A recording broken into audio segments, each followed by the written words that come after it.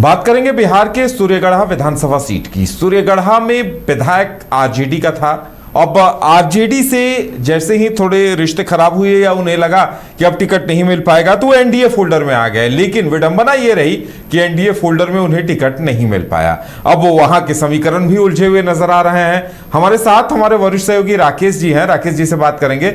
राकेश जी, ये जो सूर्यगढ़ा का संग्राम है ये भी बड़ा दिलचस्प हो गया है। सूर्यगढ़ा में देखिए काफी उम्मीद के साथ जो पहले के सिटिंग विधायक रहे वो एनडीए में आए, लेकिन टिकट नहीं मिल पाया। अब क्या तीसरा कोण बनाने में वो कामयाब हो रहे हैं? वहां जो मुकाबला है महागठबंधन और एनडीए के बीच, ऐसे में कितने असरदार, अब वहां के समीकरण किसे असरदार बता रहे हैं?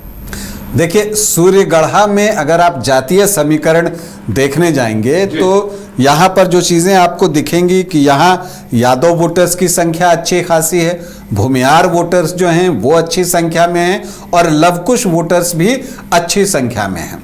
लेकिन यहाँ पर अगर कोई भी दो जाति किसी एक तरफ हो जाए तो जीत उसकी हो जाएगी।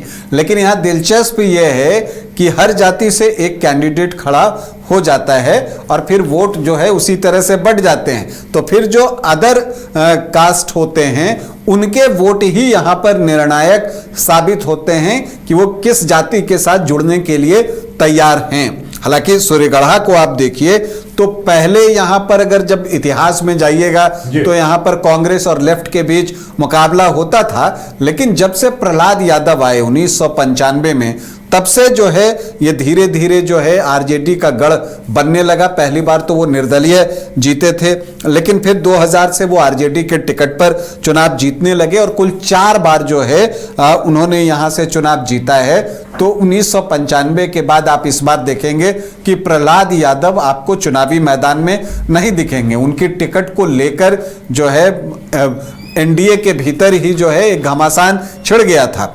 विजय सिन्हा उनको लेकर एनडीए में आए थे जब विश्वास मत पर जो है वोटिंग होने की बात आई थी, तो विजय सिन्हा चाहते थे डिप्टी सीएम जो हैं बिहार के कि उनको यहां से टिकट मिले।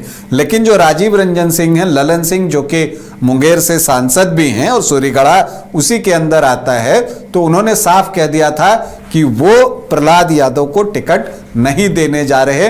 अंततः ललन सिंह की ही बात रही और प्रहलाद यादव का टिकट जो है वो कट गया। जब उनका टिकट कटा तो जेडीयू ने, जो पिछले बार चुनाव लड़े थे जेडीयू के टिकट पर, उन्हीं को टिकट दे दिया, रामानंद मंडल को। पिछली बार जो है उनका प्रदर्शन बहुत बेहतर नहीं रहा था, 28% के आसपास वोट आए थे और उनका प्रदर्शन खराब होने के पीछे वजह ये थी कि रविशंकर प्रसाद सिंह मतलब कि अशोक सिंह एलजेपी के टिकट पर चुनावी मैदान में उतर गए थे और वो जो है लगभग 44,500 से ज्यादा वोट लेकर आए थे। 44,797 वोट, 23.6% वोट उनको मिले थे और हार जीत का मार्जिन कितना था? 9,589 वोट। तो ऐसा लगा कि एलजेपी की वजह से जेडीयू ये सीट हार गया। लेकिन जब आप 2025 में आते हैं तो इस बार एलजेपी यार नहीं होगा, लेकिन इसके बावजूद जेडीयू राहत की सांस नहीं ले सकता। इसलिए नहीं ले सकता क्योंकि रविशंकर प्रसाद सिंह यहां से चुनावी मैदान में फिर से उतर गए हैं। इस बार कोई दल नहीं है, वो निर्दलीय यहां से चुनाव लड़ रहे हैं। तो आप क्या देखते हैं कि और आरजेडी ने यहां प्रेम सागर चौधरी को टिकट दिया, यादव जाति से आते हैं तो उनको टिकट दिया, तो यादव जाति जो है इनकी तरफ जाएगी। ऐसे भी एमवाई जो है वो आरजेडी की तरफ ही ज्यादा जाता है, ये चीज देखने में आई है। अब रामानंद मंडल जो हैं वो धानुक जाति से हैं, तो जो लवकुश और जो धानुक होते हैं मतलब केकेडी जिसको मैं कहता हूं, कुर्मी, कोयरी और धानुक, वो रामानंद मंडल को उम्मीद है कि उनके तरफ आएगा। रविशंकर प्रसाद सिंह भूमिहार जाति के वोटों को अपनी तरफ आकर्षित कर सकते हैं। लेकिन इन सब के बीच जो जेडीयू का खेल है वो खराब करने के लिए जनसुराज तैयार बैठा है। जनसुराज ने यहां से अमित सागर को चुनावी मैदान में उतारा है।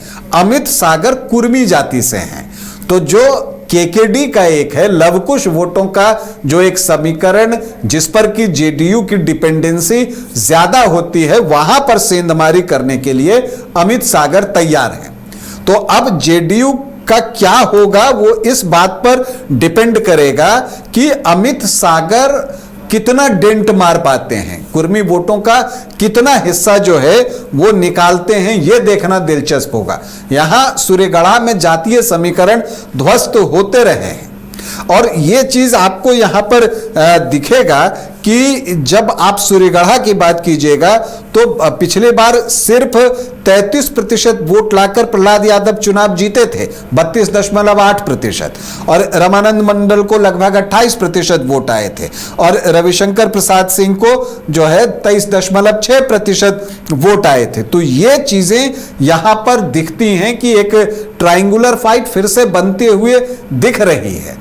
अब इसमें चूंकि प्रहलाद यादव नहीं है तो यादव वोटर्स क्या और ज्यादा आरजेडी की तरफ कंसोलिडेट होंगे, प्रहलाद यादव का टिकट भी कटा है, तो एक यहां पर जो है प्रेम सागर चौधरी अवसर देख सकते हैं कि ठीक पिछली बार वाली स्थिति यहां पर बन गई है, तो इसमें उनके लिए अवसर निकल सकता है और इसीलिए प्रेम सागर चौधरी की उम्मीदें बढ़ी हुई हैं। दूसरी तरफ रामानंद मंडल को लगता है कि रविशंकर प्रसाद सिंह को जो पिछली बार 23.6% वोट मिले थे उसमें कुछ कमी आ सकती है, इसलिए कि पिछली बार वो एलजेपी के कैंडिडेट थे, इस बार एलजेपी के कैंडिडेट नहीं हैं, तो जो पासवान वोट उनकी तरफ गए थे जो यहां पर 5 से 5.5% के बीच हैं, वो वोट अब रविशंकर प्रसाद सिंह की तरफ न जाकर वो वोट जेडीयू की तरफ आ जाएंगे और वो 28% पर हैं। अगर वहां पर 5-6% जुड़ जाए तो वो 34% हो जाएगा। तो एक अवसर वो ढूंढ रहे हैं, लेकिन उनको अपने वोट भी बचा के रखने हैं, जो लवकुश के वोट हैं, धानुक के वोट हैं, कि वो बचा पाते हैं या नहीं, क्योंकि उसमें सेंध लगाने के लिए अमित सागर जनसुराज के प्रत्याशी जो है वो तैयार बैठे हैं। तो सूर्यगढ़ा में जो है एक दिलचस्प मुकाबला बन गया है और सूर्यगढ़ा के लिए जो एक खास रिकॉर्ड है कि यहां जेडीयू कभी जीता ही नहीं है। सूर्यगढ़ा में एक भी जीत जेडीयू के नाम से नहीं है।